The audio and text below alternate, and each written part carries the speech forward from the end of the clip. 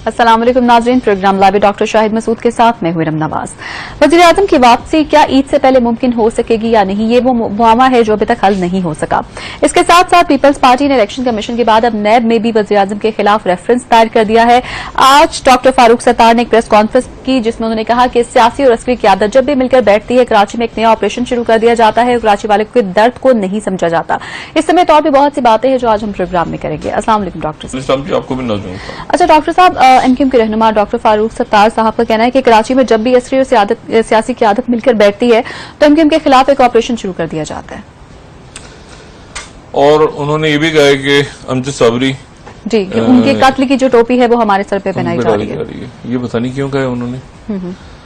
देखिए डॉक्टर फारूक सत्तार जो हैं वो इंतहाई मोहतरम, मेरे तो खैर बहुत पुराने कोलीग रहे हैं और सीनियर थे हमसे कॉलेज में। डॉक्टर फारूक सत्तार जो है वो फैक्चुअली गलत बात कर रहे हैं। फैक्चुअली मतलब फैक्चुअली गलत बात कर रहे हैं। मतलब ना मैं मतलब अगर कहीं बैठे हैं वो मुज़ाकरे में मेरे साथ तो मैं इस पे उनसे डिबेट कर सकता हूँ इस बात पे। माजी में अस्करी और सियासी क़यादतें जब भी बैठी हैं सर जोड़ के, आज से मेरे ख्याल से 3 साल पहले तक, तो एमक्यूएम तो उसके नतीजे में इक़्तिदार में आई है। ये कब हुआ है कि अस्करी और ये मेरी नॉलेज में नहीं है। और फारूक सत्तार साहब की सियासत स्टूडेंट लाइफ की और मेरी स्टूडेंट लाइफ की सियासत सीनियर थे मुझसे, मगर मैं तो हमारा पॉइंट एक होता था, वो जो कॉलेज की बस होती है ना, हम एक ही बस से जाया करते थे मैं और फारूक भाई। तो रास्ते में बड़ी बहस हुआ करती थी अक्सर। अच्छा। बड़ी लंबी चौड़ी बहस होती थी डॉक्टर फारूक सत्तार साहब से। और उस वक्त की यादें बड़ी जबरदस्त हैं। उस वक्त एपीएमएसओ इतनी स्ट्रांग नहीं थी कराची में। और फिर जब मेयर बने, इलेक्ट हुए, फिर कॉलेज आए, हम लोगों ने वेलकम किया इनको। अच्छा। तो मतलब डॉक्टर फारूक सत्तार साहब जो हैं वो मेरे ख्याल से इसमें बहस करने बैठे, किसी वक्त एक मुज़ाकरा करें कि कब ऐसा हुआ कि अस्करी और सियासी क़यादत ने चंद साल पहले तक, ठीक है, कि कब हुआ, कब की बात कर रहे हैं। यानी अगर तो यानी मैं 2002 से स्टार्ट करें तो 2002 में इलेक्शंस में कैसे एमक्यूएम आई थी और एमक्यूएम के मरकजी कायदीन वापस कैसे आए थे, ठीक है। पहला ऑप्शन तो पीपल्स पार्टी को लाना था। अच्छा। ठीक है, मोहतरमा बेनज़ीर भुट्टो की जगह अमीन फ़हीम साहब को, मरहूम को। जी। तो उस वक्त तो चूंकि पीपल्स मोहतरमा नहीं मान रही थी कि अमीन फ़हीम साहब नहीं, तो इसलिए वो फार्मूला खत्म हुआ और उसके नतीजे में पैट्रियट बन गई। सामने की तारीख है। और एमक्यूएम आ गई बिल्कुल पॉलिटिकल फोल्ड में, आगे गई, आ ही गई, फिर आती ही चली गई। ठीक है, तो मतलब देखें ये हुआ सारा। उसके बाद फिर वो साथ रहे, थ्रू आउट साथ रहे। मुशर्रफ साहब के सबसे ज्यादा करीब तरीन तो एमक्यूएम ही थी। और उसके बाद जब मुशर्रफ साहब के जाने का टाइम आया तो जरदारी साहब का नाम किसने रिकमेंड किया? एमक्यूएम ने। आपको पता है जरदारी साहब का नाम बतौर सदर किसने रिकमेंड किया था? एमक्यूएम ने नाम प्रपोज किया था। और मैं नहीं जानना चाह रहा ऑफ द रिकॉर्ड जो मीटिंग्स हुई थी दुबई में या जो भी, छोड़ दें। लेकिन ऐसा कब हुआ? मैं सिर्फ सोच रहा हूं ऐसा कब हुआ कि अस्करी और सियासी क़यादत मिलकर बैठे हों सर जोड़ के। सर जोड़ के वैसे बैठना भी नहीं चाहिए, वो सेहत के लिए अच्छा नहीं है, लेकिन ऐसा कब हुआ कि सर जोड़ के बैठे और एमक्यूएम के खिलाफ ऑपरेशन शुरू? ऐसा कभी भी नहीं हुआ। ऐसा कभी भी नहीं हुआ। ठीक। ज़िया-उल-हक के दौर में नहीं, मोहतरमा बेनज़ीर भुट्टो के दौर में नहीं। अस्करी क़यादत कहां थी उस वक्त? नसीरुल्लाह बाबर थे, लेकिन अस्करी क़यादत कभी भी नहीं हुआ ऐसे। जब 92 का ऑपरेशन हुआ था तो नवाज शरीफ साहब तो एमक्यूएम के साथ थे। उस वक्त आसिफ नवाज साहब का ऑपरेशन था वो। तो उस वक्त तो एक बिल्कुल डिफरेंट आसिफ नवाज साहब का डिसीजन था। नवाज शरीफ साहब उसमें, नवाज शरीफ साहब तो पसंद नहीं करते थे जनरल आसिफ नवाज जंजुआ को। ठीक है ना, वो तो पसंद ही नहीं करते थे, वो तो एक छोड़ देता है। बात ही है सारी तो पाकिस्तान के अंदर, अरे मैं एमक्यूएम की बात नहीं कर रहा, ठीक है, पाकिस्तान की पॉलिटिकल पार्टीज इस्टेब्लिशमेंट को चाहती हैं कि इस्टेब्लिशमेंट उनको बड़ी गुडी लगती है। अच्छा। जब तक उन्होंने पावर में आना हो तो, और पावर में हो तो इस्टेब्लिशमेंट से अच्छी कोई दुनिया में इस कायनात में कोई चीज नहीं लगती उनको। अच्छा। और जब वो पावर से बाहर हो तो इस्टेब्लिशमेंट से वो कोशिश करते हैं कि मामला तय करे, पावर में आ जाए, दोबारा आ जाए। और अगर इस्टेब्लिशमेंट उससे डिस्कनेक्ट करे अपने आप को, ये नहीं कहे कि हमने बात नहीं करनी आपसे इस मसले पे, हमारा कोई ताल्लुक नहीं है, आप जाने और कानून जाने, और डायरेक्ट करे, तो उसके बाद वो फिर एक खास मरहले पे जाता, एक खास हद तक तो खुशामद करते हैं ना एस्टेब्लिशमेंट की कि हमें लाओ, हमसे बात करो, हम बड़े अच्छे हैं, हमें पावर मिलाओ। सारी पॉलिटिकल पार्टीज जो ऑपोजिशन में बैठी हैं, हमें लेकर आओ, हम अच्छे हैं, हम नेक हैं, हम नमाजें पढ़ते हैं, हम ये करते हैं, वो पढ़ते हैं। अच्छा, और अगर बात ना बने तो फिर उसके बाद हतमी नतीजे तक गालियां देना शुरू कर दो। अच्छा, गालियां, साजिश वाजिश, ये वो सारा जुल्म हो रहा है, ये हो रहा है, वो हो रहा है, सारा कर करा के ये जो है ये कहानी शुरू कर दो। अब इस फेज से पहले अब इस वक्त एमक्यूएम, पीपल्स पार्टी और मुस्लिम लीग नवाज की जो क्यादत है, कोई खुल के बोल रहा है, कोई खुल के नहीं बोल रहा। जरदारी साहब ने बोला था ना, ईंटों से ईंटें, क्या ईंट से ईंट बजा देंगे, वो उन्होंने कह दिया। उसके बाद वो दिन और रात का दिन है, जरदारी साहब बाहर है मुल्क से। यही मसला एमक्यूएम की क्यादत का है। अच्छा, ठीक है ना, कि मौजूदा पॉलिटिकल मिल्ट जो आपकी एलीट है, वो इस बात पे परेशान है कि हमसे पॉलिटिकल और दूसरे मामलों पे एस्टेब्लिशमेंट हमसे बात क्यों नहीं कर रही, और ये क्रॉस द बोर्ड अकाउंटेबिलिटी और ये ऑपरेशन और ये सारा क्यों शुरू हो गया। यानी इस वक्त यानी राही शरीफ साहब का क्या ताल्लुक है जरदारी साहब से, या क्या ताल्लुक है अल्ताफ हुसैन साहब से, या आईएसआई के जो डीजी हैं, या बाकी ऑफिसर्स हैं, या रेंजर्स के लोग हैं। रेंजर्स के तो मेरे ख्याल से मुलाकात करते रहे हैं कुछ दिन पहले तक। अब आज फारूक भाई ने कहा कि 125 लोग उनके लापता हैं, तो फिर वो उस वक्त बात करनी थी ना, आज क्यों बात की है। एक बात तो देखें, ये मामलात इस तरह से हैं कि चूंकि इस्टेब्लिशमेंट, जो मैंने कहा था ना, जरदारी साहब वहां से हवा का झोंका भेजते हैं, अल्ताफ भी भेजते रहे पहले, चूंकि जवाब नहीं किया तो उसके बाद वो गालम गलोच शुरू हो जाती है। अच्छा, फिर उसके बाद जो है वो अब जरदारी साहब ने पहले जरदारी साहब लाहौर में बैठे रहे आके धरने के दौरान कि मैं करूंगा, मैं करता हूं, मैं मुझसे डेट लो इलेक्शंस की, मैं साथ हूं। इमरान खान नहीं, मैं जब बात नहीं बनी तो ईंटों से ईंटें, जब मंजूर काका पे छापा पड़ा। और तो इस वक्त जो है ना, मेरा ख्याल ये है कि चूंकि इस्टेब्लिशमेंट डिस्कनेक्ट कर चुकी है अपने आप का जो पॉलिसी पॉलिटिकल लीडरशिप से कि आप मामला चलाएं। हुकूमत के साथ तो वो जाहिर है हुकूमत में है, तो इस्टेब्लिशमेंट हुकूमत के साथ होगी, लेकिन वो भी मियां नवाज शरीफ साहब अब कंफ्यूज हैं कि मैं वापस आऊं नहीं आऊं, इस्तिकबाल होगा लाहौर में तो क्या होगा, इस्लामाबाद आऊं तो क्या होगा, वो मैं बाद में जाता हूं। एक मैं सिर्फ बात एमक्यूएम के हवाले से और कर दूं। एक है बेल पटिंगर। आप सोचेंगे बेल पटिंगर कौन है? बेल पटिंगर का जिक्र मैं पहले प्रोग्राम में कर चुका हूं। बहुत बड़ी लॉबिंग फर्म है, बहुत बड़ी, दुनिया की बहुत बड़ी लॉबिंग फर्म है। तो मेरा ये ख्याल है कि इस वक्त जो है ना, वो थोड़ा सा हमारे ख्वाजा सोहेल मंसूर साहब जो बड़े अच्छे एमक्यूएम के रहनुमा हैं, उनको बेल पटिंगर वाले तंग कर रहे हैं कि भाई आपने हमें हायर किया हुआ था और लॉबिंग करने के लिए, तो हमें पैसे दें। तो उनके रिचर्ड मार्टिन, आप देखें कहां तक खबरें हैं, इस्लामाबाद का फुल इंटीरियर मिनिस्ट्री का ऑफिस इस वक्त एक्टिव है। अगर तो मेरा जबरदस्त किस्म के वहां पे एक साहब जो है ऑफिसर, वहां पे उनसे अच्छा रब्ता है, तो वो मुझे बताते रहते हैं। अच्छा, ये बेल नहीं, उन्होंने बेल पटिंगर वालों ने पैसे मांगे हैं। उनके रिचर्ड मार्टिन है, उन्होंने ख्वाजा सोहेल मंसूर साहब से कहा कि हमें पैसे दो। ठीक है, इन्होंने कहा हमारे पास पैसे कम आ रहे हैं, ठीक है, और हम आपको 15 जुलाई तक दे देंगे पैसे। 15 जुलाई अगले महीने तक आपको पेमेंट करेंगे। और उन्होंने फिर रिचर्ड मार्टिन ने जो है, जो डील करते हैं सारे लंदन के, उन्होंने कहा कि मैं नदीम नुसरत साहब से बात करूं। अब उन्होंने नदीम नुसरत साहब से क्या बात की है, किए या नहीं किए, क्या वो उस पर बाद में, लेकिन असल जो बात है वो ये है कि बेल पटिंगर वाले जो है ना, उनको पैसे चुके नहीं गए। कराची में मसला होगा ना, हालात अच्छे नहीं है ना आजकल, पैसे वैसे कहाँ कलेक्ट हो रहे हैं, इतने ज्यादा तो नहीं कलेक्ट हो रहे। तो या तो ये मेरा ख्याल है कि राब्ता किया जाए बाबर गौरी साहब से और उनसे कहा जाए कि आप ह्यूस्टन से पैसे भेजें या इधर उधर से करें। ये बेल पटिंगर अगर पीछे हट गए तो ये काफी मामला जबरदस्त हो जाएगा। ये जो लंदन के अंदर मामला, डॉक्टर साहब, ये बेल पटिंगर वही वाली कंपनी है जिसका पहले भी आपने जिक्र किया था, मैं पहले बहुत पहले मैंने जिक्र किया था एमक्यूएम के हवाले से, उसको पैसे देने हैं ना, वो अल्लाह वास्ते काम थोड़ी करेंगे बेल पटिंगर वाले, ठीक, उनको पैसे दें। अब देखें ना, मैं अपील कर रहा हूँ, उनको पैसे दें, मगर कराची से ना दें। वो बाबर गौरी साहब से कहें, बाहर से किसी कहें, वो पैसे वैसे वहां से कर दें, बाहर से, मतलब कराची से तो नहीं जाएगा पैसा ना, कराची से तो कम जा रहा है, कराची पे तो धपड़धूस हो गया वो सारा मामला। तो या ये कि सिंध हुकूमत से उधार लेने, बाहर के बाहरी मामला तय करें मगर ये बेल पटिंगर को पैसे दे दें। 15 जुलाई कहा है आपने, आपने उनसे कि हमारे माली हालात ठीक नहीं है, 15 जुलाई दूर तक नहीं पैसे है, देंगे। 15 जुलाई भी आने ख्वाजा वाली है। सुहेल मंसूर साहब ने रिचर्ड मार्टिन से बाकायदा बात की है। तो अच्छा। रिचर्ड मार्टिन जो है वो ऐसे खुदा वास्ते थोड़ी, ये लॉबिंग फर्म्स ऐसे तो नहीं काम करती। बिल्कुल। तो ये बहरहाल एक गुजारिश है उनसे।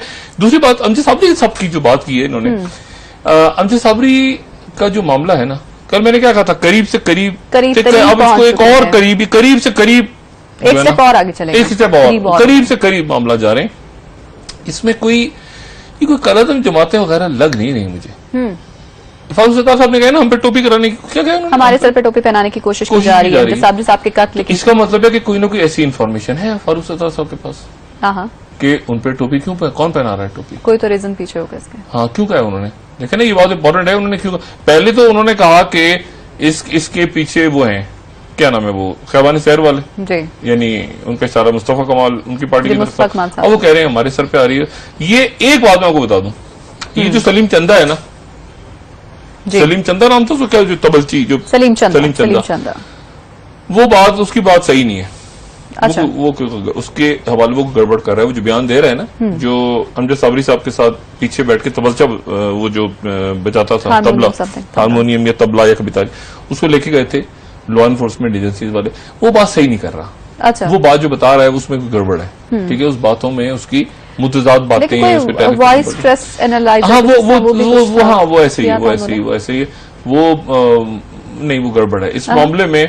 कलदम जमात, मैं कल वाली बात दोहरा रहा हूँ, अगर कोई कलदम जमात सामने हो भी तो उसके पीछे कुछ सियासी जमात निकल सकती है, और ज्यादा इम्कान है कि निकल आएगी। अमजद साबरी का कत्ल जो है ना, ये मामला ऐसे ही नहीं है कि जिसको ना कौम भूलेगी, ना मुल्क भूलेगा, और ना लोग भूलेंगे। अमजद साबरी के कातिल तो ट्रेस हो जाएंगे, मेरे ख्याल से पता है इससे को, यहाँ तक तो पता है लोगों को। बात अब ये इंतजार हो रहा है कि किस वक्त अनाउंसमेंट होगी कि ये हमने, कोई एक राहगीर भी था जिसने फुटेज बनाई थी, उसके पास मतलब अमजद साबरी के कातिल पकड़े जाएंगे। अमजद साबरी को जिन्होंने शहीद किया, ऐसे नहीं है, इस तरह मामला नहीं है कि बिल्कुल ही वो कोई था और नहीं, अमजद साबरी के जाएंगे, लेकिन अवाम के सामने क्या हकाइक लेकर आएंगे, डिटेल्स हमें पता चलेंगे। हाँ, वो डिटेल्स पता चलेंगे, लोग झुटलाते रहे, ठीक है ना। पीपल्स पार्टी का होगा तो कहेंगे हमारा नहीं है, कलदम जमात का हमारा नहीं है, उसका होगा तो हमारा नहीं होगा, ना कर। लेकिन ये कि बड़े मेरे ख्याल से सबूतों के साथ जो भी शख्सियत हैं मुलविस इसमें इंशाअल्लाह, क्योंकि देखिए ना, अमजद साबरी को रमजान के अंदर आप इस तरह और कोई भी बेगुनाह, कोई मतलब नहीं, मतलब अमजद साबरी से हट के बाकी भी हर शख्स का हर एक की जान है, लेकिन ये कि अमजद साबरी को आप इस बेसिस पे और उनके इसलिए कि फलानी कोई पार्टी में नहीं शरीक हुआ था, या पार्टी से मुराद मेरी के यानी उस एक कोई फंक्शन होना था, उस फंक्शन में वो क्यों नहीं आए, वो बाद में उधर क्यों चले गए, इस तरह करके। और कराची में होता है, कराची में होता रहा है, कराची में फनकारों को फोर्स किया जाता रहा है जबरदस्ती, ठीक है, और जबरदस्ती उनसे कहा जाता है कि आप परफॉर्म करें आके। आप कराची में बहुत बहुत मुसीबत की जिंदगी लोगों ने गुजारी है। इवन उलमाए कराम को फोर्स किया जाता है कि आप आए, हम मुख्तलिफ पॉलिटिकल पार्टीज के अंदर उसको ज्वाइन करें, उसके बाद फिर उनको प्रमोट किया जाता रहा है। और ये बल्दिया टाउन के अंदर भी उलमा का नाम आ रहा है, बल्दिया टाउन फैक्ट्री के अंदर भी एक साहब है, और बाकी तो ये बात ये कि उनको फोर्स किया जाता रहा है, हम आपको प्रमोट करेंगे, हम आपको ये करेंगे, वो करेंगे, और फिर उसके बाद जिस किसी ने इनकार किया फिर उसको ज़दकोब किया गया। ऐसा भी हुआ कराची के अंदर। अच्छा। और ये साल से सिलसिला जारी है, ये कोई नई बात नहीं है। तो मेरा ख्याल ये है कि ये एक अमजद साबरी एक टेस्ट केस है, और मुझे पूरा यकीन है कि इंशाल्लाह अमजद साबरी के कातिल सामने आ जाएंगे। अच्छा डॉक्टर साहब, एमकेएम के हवाले जज के साहबजादे भी आ जाएंगे कहीं से। जी, हम भी यही उम्मीद करते हैं कि बहुत जल्दी उनकी बाजियाबी मुमकिन है, लेकिन उनसे गुजारिश है कि वापस आ जाएं, वो ये यूसुफ गिलानी के बेटे जैसा इंटरव्यू ना दें आके। अच्छा, डॉक्टर जवारी के खानदान को मांग रहे थे मुझसे और ये कर रहे थे, वो खुदा का वास्ता मैं बात ही नहीं करना चाह रहा। वो इतने अच्छा, ये बड़े अच्छे बच्चे थे, पता है, ये अच्छे बच्चे होते थे। यूसुफ गिलानी साहब जो तो वज़ीर आज़म नहीं बने थे, उनके बच्चे बड़े अच्छे होते थे, अभी भी अच्छे ही होंगे, अभी भी अच्छे ही हैं, लेकिन उसमें बहुत अच्छे होते थे। और नहीं थी ना, वो अजीब एक उनकी इंटरव्यू है, मैं 2 दिन से सुन रहा हूँ और मैं कह रहा हूँ क्या इंटरव्यू, क्या ये बच्चा क्या बोल रहा है। ओके डॉक्टर, बच्चे इतने बच्चे भी नहीं है वैसे। अच्छा, सॉरी डॉक्टर, ब्रेक से वापस आके आपसे जानेंगे कि वजीर आजम की वापसी के बाद आप मुझसे ये पूछिए कि क्या बिलावल कंटेनर पे होंगे या नहीं होंगे, सड़कों पे निकलेंगे या नहीं निकलेंगे ब्रेक के बाद, और इस एहतजाज को लीड कौन करेगा, ये भी डॉक्टर साहब से जानेंगे एक छोटी सी ब्रेक के बाद। जोरों शोर से आ रही है, तो क्या ईद से पहले उनकी वापसी मुमकिन हो सकेगी या ईद के बाद? वजीर आजम साहब कंफ्यूज हैं।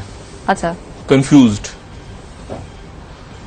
लेकिन उनका जिक्र करने से पहले मैं जरा ये तुर्की में जो कल वाक़या पेश आया इस्तांबुल एयरपोर्ट पे, और 40 से ज्यादा वहां पे शहादतें हुई हैं। एक अफसोसनाक वाक़या अतातुर्क एयरपोर्ट पे, और बड़ा बड़ा बिजी एयरपोर्ट है ये जो लोग भी तुर्की जाते रहे हैं, ये बड़ा बिजी एयरपोर्ट है, और 30 बिलियन डॉलर्स की वहां पे ट्रेवल, ये टूरिस्ट इंडस्ट्री है।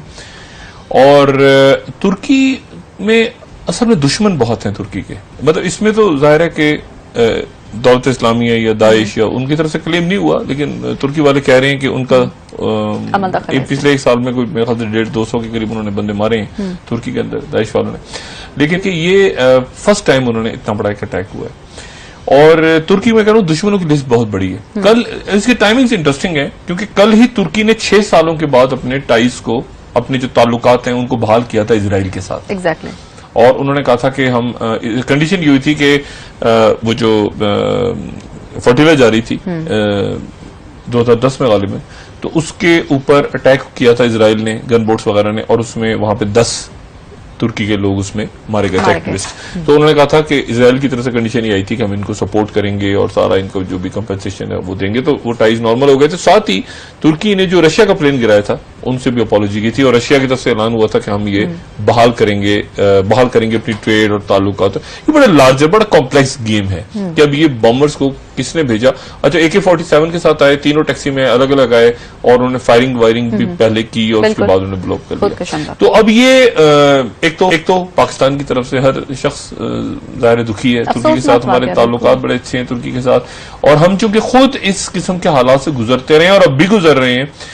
बस ये है कि वहां के सियासतदान जब दहशतगर्दी होती है तो वो वाकई दिल से रोते हैं, मतलब ये एक फर्क है पाकिस्तान में और तुर्की में। हमारे यहाँ जो है ना, वो जब तक उनके अपने ऊपर ना आए वो किसी बात पे परेशान नहीं होते, ना कोई प्रेस कॉन्फ्रेंस, ना कुछ लोग मर जाए 100-100 200 वो मुल्क में ही नहीं आते, उनको तो कोई कंसर्न नहीं। तुर्की में कम से कम इतना है कि उनके रहनुमा वहां मौजूद हैं और दुखी हैं, और हम पाकिस्तान महसूस करते हैं, और हम पाकिस्तान की तरफ से मेरे ख्याल से हर आदमी दुखी है। अच्छा, बात वजीर आजम कंफ्यूज है, वजीर आजम कंफ्यूज इस बात में है कि वजीर आजम की, मैंने कभी कहा था ना, इस्तकबाल की तैयारियां हो रही हैं, बहुत बड़े इस्तकबाल की। एक जो उनका, मैं दोबारा बातें, बहुत सारे लोग कहते हैं बात रिपीट इसलिए कि रिपीट करना इसलिए जरूरी होती है कुछ बातें क्योंकि लोगों के जहन में रहे। जैसे मैं मंजूर काका को क्यों रिपीट किए जा रहा हूँ इतने अरसे से कि मैं भूला नहीं हूँ मंजूर काका को, मंजूर कादर काका जहन में रहे सबके। वजीर आजम जो है वो वापस आते हैं मुल्क अगर ईद से पहले, तो वो इस्लामाबाद आके खामोशी से अपना काम शुरू कर देंगे। लेकिन ये रवायत रही नहीं है मियाँ साहब की, मियाँ साहब पाकिस्तान में ईद गुजारे, बोरिंग। देखे ना, मतलब एक ममनून हुसैन थे, वो उम्र पे चले गए, वो इत्तेकाफ में बैठ गए जाके। एक अबरदा रमानी साहब भी उम्र पे चले गए हैं। तो अब कायम मकाम सदर जो है वो पाकिस्तान के एयाज सादिक हैं। एयाज सादिक जो है वो सदर है पाकिस्तान, सदर पाकिस्तान है, हाँ, सुप्रीम कमांडर है। तो ये बड़ी एक अजीब सी बात, ठीक है। तो अब वो सदर भी हैं, वो स्पीकर भी हैं, वो वजीर आजम भी हैं, वो सब कुछ, वजीर आजम तो नहीं है, वो सब कुछ, बहुत कुछ है वो। अब वजीर आजम अगर पहले आ जाते हैं तो उनको है कि मैं आके खामोशी से बैठ जाऊं, अपना काम शुरू कर दूं, मगर बोरिंग, टू बोरिंग, ठीक है ना। लोग आ रहे हैं, मिल रहे हैं, और सब गले मिल रहे हैं, और यहाँ पे मतलब दिल का मसला ईद पे मिलते ही गले, देखे ना, जब भी पा रहे हैं सारे आके, मियाँ जी की हाल है तो मियाँ साहब इधर, देखे ना, वो मसला करें तो मसला, ना करें तो मसला। तो अब लोगों को भी तो समझना चाहिए, लोगों को समझना चाहिए। हाँ, तो एक ये इशू, दूसरा इशू ये कि मियाँ साहब जो है वो फिर वो बहरान अपनी जगह खड़े हैं। अब बहरानों में इजाफा होता जा रहा है। बहरानों में देखे ना, जरदारी साहब, अब मैंने जो पहले बात की कि बिलावल होंगे या नहीं होंगे, पीपल्स पार्टी सब कंफ्यूज है, यानी सब कंफ्यूज है इस वक्त कि हम क्या करें, और सब कोई क्लियर पिक्चर नहीं है। पिक्चर इसलिए नहीं आ रही कि एस्टेब्लिशमेंट बात नहीं कर रही ना किसी से, पिक्चर इसलिए नहीं आ रही ना। असल बात सारी क्या है कि वो एस्टेब्लिशमेंट क्या करेगी। ये नहीं, मुझे बताए ना, मियाँ साहब का नाम निकाल दें क्या FIR में से, पनामा लीग से क्या ताल्लुक है, देखिए ना। इलेक्शन कमीशन आपने खुद बनाया है, अब वो इलेक्शन कमीशन बनाया इसलिए था कि वो कहीं डिस्क्वालीफाई, मतलब इसलिए थोड़ा सा कि डिस्क्वालीफाई ना कर दे वो कहीं, मगर उसका नुकसान ये है कि इस दौरान वो मरियम नवाज साहबा या बेगम कुलसूम नवाज साहबा का इलेक्शन भी नहीं हो सकता अगर फर्ज करें आपने रिप्लेस करना हो उनको, बिल्कुल किसी और को लाना हो तो इलेक्शन कमीशन ही नहीं है, या आपने कहना हो कि शहबाज शरीफ तू इलेक्शन लड़ ले, जो कि नहीं हो रहा। इन हाउस चेंज तो खत्म है ना, अब इन हाउस चेंज तो एक डिजास्टर है, क्योंकि 80-84 अरकान तो ऐसे आंखें निकाल के बैठे हुए हैं, खबरें भी नहीं आ रही। मरियम नवाज साहब ने उनको मना लिया, बुला लिया, पैसे दे दिए, सब कुछ कर लिया, लेकिन क्या गारंटी है, क्योंकि और पैसे दो, हमें और पैसे दो, और पैसे दो। तो वो तो पैसे देके तो रिश्वत देके अपने एमएनएस को रिश्वत देके बना रहे हैं आप, तो ये तो कोई बात ना भाई ना। ये गलत है। अच्छा डॉक्टर साहब, एक सवाल हम सबके ज़हनों में है कि अगर वजीर आजम साहब लाहौर में आते हैं, लाहौर में ईद के बाद, और ईद के बाद फिर वो जो एहतजाज है वो भी शुरू हो जाएगा, तो कोई तसादुम हो सकता है? वहां से नून लीग ये भी कह रही है हम सियासी कुव्वत का मुजाहिरा भी करेंगे। सड़कों पे अगर मियाँ साहब ने इस्तकबाल, जो कि मियाँ साहब के बहुत सारे लोग कह रहे हैं, जो कि ठीक है पोलिटिकली, मियाँ साहब शो ऑफ स्ट्रेंथ करें अपनी आके, और उनके बेशुमार चाहने वाले हैं मियाँ साहब के, लेकिन उधर धरना भी होने जा रहा है जी। अब जो धरना है, अगर ये सड़कों में, मियाँ साहब ने भी सड़कों में आना है बिल्कुल, और वो दूसरे तो पहली सड़कों में आ रहे हैं, तो इसका मतलब वाकई सड़कों में फैसला हो रहा है। तो सड़कों पे कैसे फैसला होगा? इधर से चाकू, उधर से छुरा, इधर से किसी ने गंडासा निकाला, उधर से कुलाड़ा, यही होगा ना, सर फोड़ेंगे एक दूसरे का। फिर हुकूमत भी अगर सड़कों पे आ गई है, देखिए ना, हुकूमत भी सड़कों पे, मियाँ साहब पहली जलसों पे आ गए थे, जो मैंने पहले बात की, फिर बाकी मीडिया ने भी उसको उठाया। मियाँ साहब पहली जलसों पे आ चुके थे, मैं एहतजाजी जलसे तो कर रहे थे ना, वो बन्नू में इधर उधर जलसे वलसे तो कर रहे थे। अब वो सड़कों में अगर आ जाते हैं, लोग कहेंगे भाई सारा सड़कों पे करो, और पार्लियामेंट तो बिल्कुल फारिग हो गई, फिर वैसी फारिग हो गई। तो मियाँ साहब की ये मेरा खास स्ट्रेटेजी मियाँ साहब। दूसरी तरफ अगर वो नहीं आते सड़कों पे, पावर अपनी शो नहीं करते, तो उस सूरत में भी फिर ये होगा कि फिर वो दूसरी फोर्सेस बढ़नी शुरू हो जाएंगी। बिलावल का आज की तारीख तक मुझे नहीं पता, क्योंकि आखिरी फैसला जरदारी साहब ने करना है। जरदारी साहब एक तरह से, जरदारी साहब ने अपना मामला इधर भी खोला हुआ है, इधर भी खोला हुआ है। ओके, देखिए ना, जरदारी साहब के अपने मामला तय नहीं हो रहे। सिंध हुकूमत अगर गिरेगी, जो कि गिरनी है, अच्छा, सिंध हुकूमत कैसे, सिंध हुकूमत के अंदर वो बैठे हुए सारे सहूलतकार, कितने, ये जो फैसला हुआ है कराची में, ये कितने हो गए, 72 घंटे हो गए, ज्यादा ही हो गए अभी तक। तो देखिए, अभी नहीं, कल नहीं, परसों नहीं, वो किसी दिन तो कोई जीआईटी साइन होगी ना। वो जीआईटी कितने दिन छुपा के रखेगी पुलिस, सिंध हुकूमत? वो जो मैं जीआईटी दिखा रहा हूँ बार बार, उजैर बलोच की, जिसपे पुलिस वाले साइन नहीं करे, पुलिस वाला साइन जो नहीं कर रहा, उसको चित्रौड़ होगी उसकी, उससे साइन दिए जाएंगे, ये वो साइन करेगा, ये कहेगा झूठी है। उसके सामने सारी इन्वेस्टिगेशन हुई है ना, इन्वेस्टिगेशन तो सारी उसके सामने हुई है। बिलावल सपोर्ट नहीं कर रहे इसको, बिलावल इस पूरे प्रोसेस को सिंध हुकूमत की सपोर्ट नहीं कर रहे, बिलावल अपने आप को डिस्टेंस कर रहे हैं। सवाल ये है कि बिलावल, ये कितनी देर ऐसे चलेगा, ये कितनी देर ऐसे चलेगा कि सिंध हुकूमत को बिलावल सपोर्ट नहीं कर रहे, लेकिन बिलावल हैं भी, एक जरदारी साहब भी हैं। और अगर सिंध हुकूमत, ये मुझे ये बताए ना कि इस जीआईटी पे, अब लोग कह रहे हैं ना कब ये जो जीआईटी में दिखाता हूं टीवी पे, उजैर बलोच की जीआईटी, जिसमें सारे पॉलिटिकल नाम है, इस जीआईटी पे सिग्नेचर का क्या मतलब है? अगर इस जीआईटी पे साइन हो जाते हैं तो उसके नेक्स्ट स्टेप क्या होगा? फौरी तौर पे गिरफ्तारियां सहूलतकारों को पकड़ेंगे, और वो नाम ऐसे हैं, वो तो सारे के सारे टॉप पॉलिटिकल लीडरशिप है, ठीक है। अच्छा, निसार मुरई की जीआईटी को भी छोड़ दें, उसमें तो और किससे कहानी है। अच्छा, इनको कोई झुटला इसलिए सकता कि ये रिकॉर्डेड है, ये टेप है, ये इनकी, ये अब तो ये मतलब ये वो कहते हैं ना, वो पर्दा गिरेगा इसके बाद, एकदम से पर्दा गिरना है, क्योंकि ये पॉसिबल नहीं है कि इसके बाद, तो ये अब कब गिरेगा, आज गिरेगा, कल गिरेगा, हफ्ते बाद गिरेगा, आर्मी चीफ दोबारा आएंगे, ऐसा तो नहीं होने जा रहा, इस तरह तो नहीं होने जा रहा। और ना ही सिंध हुकूमत जो है, जिनको बार बार मेरे ख्याल से कहा भी गया, बताया भी गया, कितनी देर ऐसा होगा कि अनवर रसूल सियाद साहब जो है वो बचाएंगे इन ऑफिसर्स को, कितने देर ऐसे होगा कि वो इस पे साइन नहीं होगा? कभी ना कभी तो पकड़ होगी, ये सामने आ रही है, नेशनल टीवी पे सामने लिस्ट आ रही है। कितने दिन ऐसे होगा कि वो इसको छुपा के रखेंगे? इसमें साइन होने का मतलब ये हुआ कि वो जो, अच्छा, साइन में डिले की भी वजूहत हो सकती हैं, ठीक है ना, क्योंकि वो लोग भागे हुए मुल्क से बाहर। मैं हमेशा ही बात कहता हूँ, जो मुल्क से भागे हुए हैं वो अपने आप को ये मत समझेंगे वो भाग गए। रेड वारंट्स, मतलब वो जो जहां है, जैसा है कि बुनियाद पे वो बन जाए, वो ऐसे फ्रीज हो जाएगा। और उसके बाद सिंध हुकूमत कहां खड़ी होगी? ठीक, सवाल यह है कि सिंध हुकूमत कहां खड़ी होगी। देखिए, जो मैं सुहेल अनवर सियाद साहब की बात बार बार करता हूं ना, सुहेल अनवर सियाद साहब एक अजीब सी सिचुएशन में है। सुहेल अनवर सियाद साहब ने खुद, उन्होंने तो नहीं कहा होगा ना उजैर बलोच को मारो, वो तो थे ही नहीं उस वक्त, वो तो एक ऐसी जगह पे बैठे जहां वो फंस गए, आगे कुआं पीछे खाई। अब मिसाल के तौर पर कोर उस दिन गए, जो मीटिंग हुई कोर हेडक्वार्टर में हुई थी ना, कहाँ ब्रीफिंग जो हो रही थी, तो वो बैठे कोने में जाके, जिसमें उनको नहीं बुलाया जा रहा था। लेकिन अब उनकी पोजीशन कितनी खराब है कि ये जीआईटी मौजूद है, साथ इधर रेंजर्स बैठी है, इधर फौज बैठी है, 44 बैठे हैं, और हर एक को पता है कि पुलिस ऑफिसर्स उस पर साइन नहीं कर रहे, जो पुलिस ऑफिसर्स इनके अंडर आते हैं। यानी एक तरह से कहना नहीं चाहिए सुहेल अनवर सियाद साहब भी सहूलतकार हो गए। देखिए ना, मैंने यहाँ पूछा इंटीरियर मिनिस्ट्री के लोगों से, मैंने कहा क्या पोजीशन बनती है? उन्होंने कहा जी जितने पुलिस वाले हैं और जितने लोग उनको कह रहे हैं वो सारे सहूलतकारी के जुमरे में आते हैं। इससे ज्यादा मैं बात नहीं करना चाह रहा। और मूड, जो मेरी बात हुई ना, तो मूड बड़ा खराब है लोगों का, इस्लामाबाद में भी, कराची में भी बड़ा खराब है कि इतनी दफा इनको समझाया है, इतनी दफा इनको बताया, इतनी दफा बात की है, लेकिन उसका नतीजा मतलब है कि वो कमिट करके जाते हैं कि जी हम करेंगे, हम अमल दरामद करेंगे, उसके बाद बारिश पे इजलास शुरू हो जाता है। बारिशों को क्या बनेगा भाई? बंदे को गिरफ्तार करो पहले, वो जो मेंढक बाहर निकले होंगे बारिश आने से पहले। 45 करोड़ रुपए के फंड्स भी उन्होंने, वो पुलिस वालों की भर्ती है, वो तभी से शुरू हो गए ना। ऐसा नहीं होने डॉक्टर साहब, ब्रेक का टाइम हो रहा है, लेकिन मैं उससे पहले आपसे क्वेश्चन करना चाहूंगी अयान अली के हवाले से। अयान अली का जो मामला है मजीद पेचीदा होता जा रहा है। अयान अली जो है ना, अयान अली का मामला मेरे ख्याल से वो सारी चीजों ने मंतकी अंजाम पे जाना होता है। इंसान की जिंदगी हो, जो भी हो, हर एक मंतकी अंजाम तक चीजें पहुंचती हैं।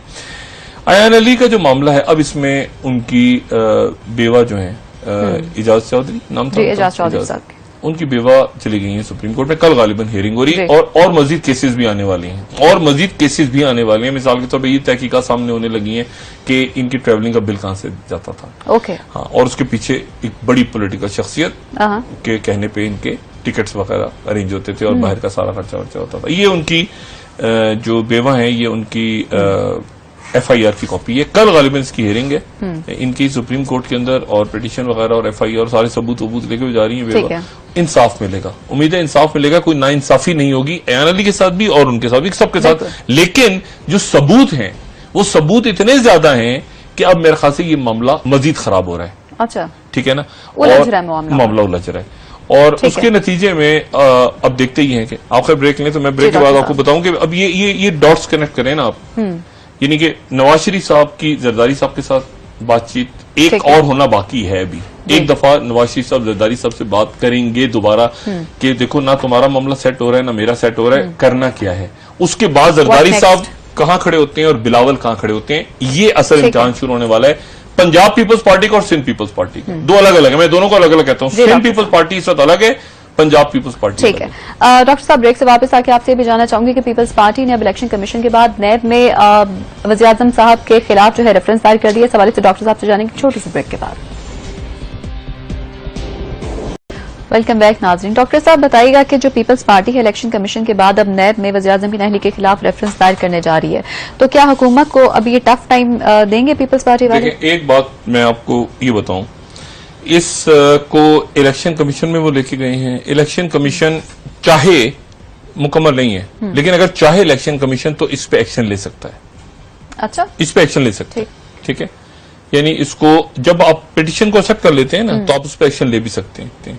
ओके, ठीक है, आप एक्शन ले भी सकते हैं होने को। अगर आपकी विल हो ना, अगर आप करना चाहें तो बहुत कुछ हो सकता है। नैब ने एक्टिव होना था, अब नैब जाके एक्टिव अगर होती है नहीं होती, मेगा करप्शन केसेस इररेलेवेंट हो गए नैब। अब लोग नैब ने कर लिया, अब नैब शायद वो निसार मुराई की भी कस्टडी मांग रही। अदारों को अपने आप को इररेलेवेंट होने से बचाना है। जो मैं बार बार बात करता हूं ना कि इररेलेवेंट शख्सियात इररेलेवेंट हो गई हैं, मतलब MQM की क़यादत लंदन की इररेलेवेंट हो गई। उनको नहीं इस स्टेज तक जाना चाहिए था कि जहां इररेलेवेंट हो जाए। इररेलेवेंट, कराची खुला हुआ है, वो कह रहे हैं कराची बंद करो, कराची खुला हुआ, वो कह रहे हैं ये इतनी डोनेशन इकट्ठी करो, नहीं हो रही, वो इररेलेवेंट हो रहे हैं। MQM की क़यादत इररेलेवेंट होती जा रही है। उनका मेयर इलेक्टेड है, वो अब आता है नहीं आता, किस तरह चलाते हैं कराची, इररेलेवेंट होने से बचना है। पीपल्स पार्टी रेलिवेंट हुई है थोड़ी सी कि वो उन्होंने ये पनामा लीक्स के बाद, उससे पहले रेलिवेंट हो गई थी ना, मुकम्मल तौर पे उन्होंने एक पोजीशनिंग ली और उसमें रेलिवेंट हुए, बिलावल रेलिवेंट हुए। लेकिन साथ ही जैसे मैंने पहले कहा कि अभी तक पीपल्स पार्टी, ये क्लैरिटी नहीं है पीपल्स पार्टी के अंदर कि ये अगर पूरा का अगर हुकूमत देखें, हुकूमत मियां नवाज शरीफ साहब इन हाउस चेंज नहीं होने देंगे किसी सूरत। इस्टेब्लिशमेंट उनका नाम नहीं निकाल सकती, उनको पता होना चाहिए। लोग नहीं, कैसे निकालेंगे नाम? FIR खुद कटवाइए उन्होंने, इस्टेब्लिशमेंट को साइड पे करें ना आप। कैसे निकाल, कौन सा कानून कहता है कि FIR में से नाम निकलवाओ मॉडल टाउन का? पॉसिबल नहीं है। ठीक है, अच्छा उसके बाद ये पनामा लीक्स एक यानी एक मसला बन गया है। पनामा लीक्स को कैसे आप खत्म करेंगे कि मनी लॉन्ड्रिंग हुई है नहीं हुई? रोज नए पेपर्स आ रहे हैं, सब कुछ आ रहे हैं। बात यह है कि क्या जरदारी साहब बिलावल को इजाजत देंगे सड़कों पे जाने की, या जरदारी साहब अपने मामला एस्टेब्लिशमेंट से पहले तय करना चाहेंगे? जो कि नहीं तय, कोई नहीं तय कर पा रहा। किसी के मामला पब्लिक नहीं कैसे होगा? कैसे होगा कि जरदारी साहब कहेंगे यार इसमें से नाम निकालें, उजैर बलोच को छोड़ दें, डॉक्टर आसिम को छोड़ दें? पॉसिबल नहीं है। या एन अली को के जो है वो ईसीएल का नाम निकाल दें। ये मामला नहीं हो सकते ना, ये नहीं हो सकते मामला। नहीं हो सकते।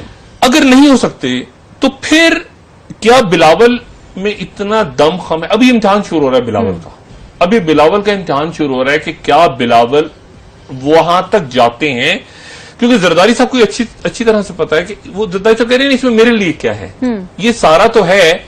अच्छा, क्या बिलावल को इतनी आजादी मिलती है कि बिलावल कहें कि सिंध हुकूमत जवाब दो? ये कल बिलावल ने बात की, बड़ी गहरी बात की जी। अच्छा, तो वो आगे से जब जेआईटी सामने आ जाए तो जेआईटी में जो नाम लिखे हो, चाहे वो उनकी रिश्तेदारी क्यों ना हो, ठीक, कोई हजरत या कोई खातून, तो कहें आप जवाब दो। क्या बिलावल में इतनी स्ट्रेंथ है और आ सकती है? अभी ये बिलावल का इम्तिहान शुरू हो रहा है। बिल्कुल ठीक है ना, बिलावल सिंध हुकूमत में। और बिलावल जानते हैं क्या हुआ है, बिलावल को पता है कि क्या होता रहा है पिछले चंद सालों में। बिलावल ऐसे नहीं बिलावल को पता ना हो या ब्रीफिंग ना हो, बिलावल को अच्छी तरह पता। लेकिन पॉलिटिकल इम्तिहान शुरू हो रहा है कि क्या बिलावल अभी करते हैं। अगर बिलावल ये कहते हैं कि ठीक है ये जीआईटी ठीक है, इनको गिरफ्तार करो, मैं खामोश हूं और इंसाफ होने, तो बिलावल। और अगर जरदारी साहब पीछे से कहते हैं नहीं, इस स्टेज पे मामला नहीं जाएगा और हम उसके बाद मियां नवाज शरीफ साहब के साथ मिलेंगे, यानी इसाकडार फार्मूला।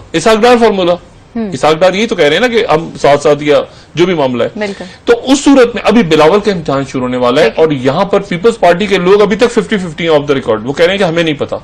मैंने पीपल्स पार्टी पंजाब के लोगों से, पंजाब के लोग हैं ना सारे, लतीफ खोसा साहब, इत्तेजाज अहसन साहब, रजा रब्बानी, तो खैर चेयरमैन सेनेटर, बाकी ज्यादा कमर जमा खैरा साहब, सिंध पीपल्स पार्टी खुर्शीद शाह थे, वो भी जरा दरमियान में। जो असल पंजाब पीपल्स पार्टी लेके चल रही है इस मामले को, क्योंकि वो समझते हैं कि अगर हम नहीं निकले तो हमें पीटीआई खा जाएगी, जैसे पिछले इलेक्शन में खाया पीपल्स पार्टी ने, अगले में तो बिल्कुल ही खा जाएगी। अच्छा, जब भी हुआ इलेक्शन, जब भी हुआ, ठीक है, अभी तो इलेक्शन नहीं। अच्छा, ये मैं आपको सिर्फ ये बताऊं इनके ज़हनों में क्या है। इनके ज़हनों में ये है, क्विकली, मियां नवाज शरीफ साहब इन हाउस चेंज नहीं चाह रहे।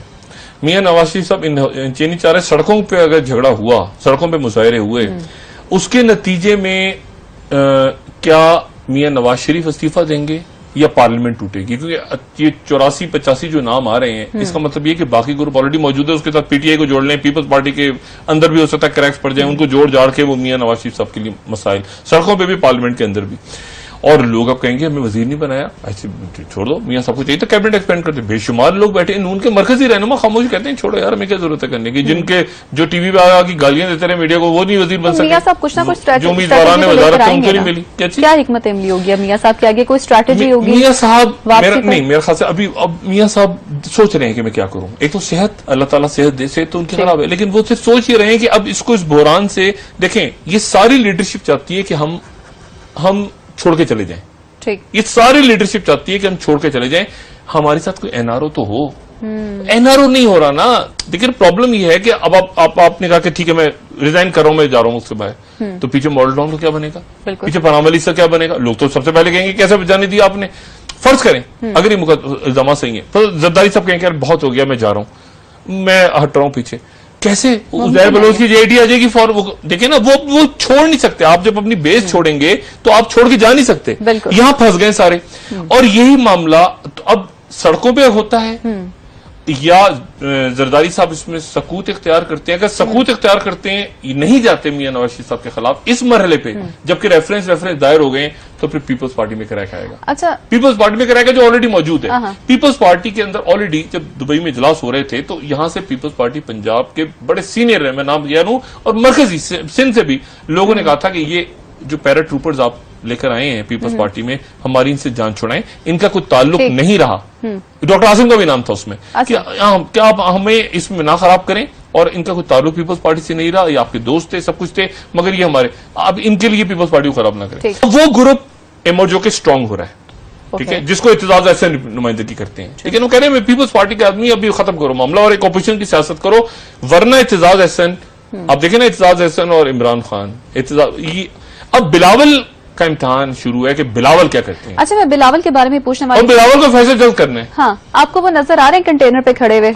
इमरान खान के हमरा? देखें, इस बारे में देखना ये कि बिलावल खुद फैसला करते हैं या जरदारी सारी साहब उनको लंदन तलब करके, जो कि लंदन जाना है उन्होंने ईद के आगे पीछे, जी ईद के पास जा रहे हैं, जरदारी साहब उनसे कहते हैं, और जरदारी साहब का मामला एस्टेब्लिशमेंट से तय नहीं हुआ पूरी कोशिश के बावजूद। और जरदारी साहब का जो चैनल खुला था, जो भी चैनल था, मैंने कहा जैसे कि जो भी चैनल, जिस चैनल के थ्रू बात हुई थी, जरदारी साहब उस चैनल को पकड़ के पूछे, क्योंकि उस चैनल के कहने पे जरदारी साहब दुबई आए थे। दुबई आके बैठे, अचानक डॉक्टर आसिम की टेप आ गई सामने। आसिम हुसैन कह रहे हैं वो गनी अंसारी, टप्पी, ये वो सारा उन्होंने वो सारे के सारे दुबई से उड़न छू हुए, क्योंकि दुबई के अंदर मसला ये है कि किसी आप पकड़े गए तो बाहर के मुल्क में, यूरोप वोरोप में तो बात भी कर सकते हैं, कि खलीजी मुल्क में पकड़े गए तो ये पासपोर्ट कैंसिल हो गया, कुछ भी हो गया तो मुसीबत सबके सब भागे तो चले गए। अब बात यह कि जरदारी साहब का अब इम्तिहान शुरू है। जरदारी साहब की जो पॉलिटिकल उनकी सोच है, या जो उनके यानी वॉर गेमिंग इस तरह वो है, अब वो सोच रहे हैं कि मैं अब इस तरह उस मामले में कहां जाऊं। अगर मैं इस तरह ऑपोजिशन का रास्ता इख्तियार होता है और सड़कों पे, तो ये सेटअप गिरेगा, सेटअप गिर जाएगा, पूरा सेटअप ही गिरेगा ना। पंजाब हुकूमत, सिंध हुकूमत, वफाकी हुकूमत, ये दुष्कार, वो कह रहे हैं मेरे लिए क्या है इसमें। तो उनको अभी तक नहीं, उनके लिए तो क्या है, कुछ भी नहीं। कोई लोग तो कहेंगे ना अकाउंटेबिलिटी करो, ये करो, वो करो, लोगों की तो नजरें हैं सारे मामलात के ऊपर, ना एयान अली पे हमने नजर रखी हुई है, काका पे हमने नजर रखी हुई है, निसार मोरई पे सबने नजर, तो ये सारे केसेस तो पड़े उजैर बलोच की जेटी।